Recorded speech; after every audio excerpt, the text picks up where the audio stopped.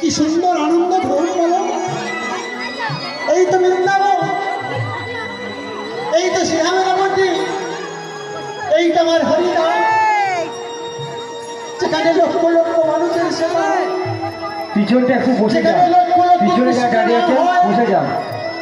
যেখানে অগণিত মানুষের সেবা হয়, সেখানে অগণিত মানুষের পদধ্বনি পড়ে, সে ধামকে বৃন্দাবন না হয়ে থাকে।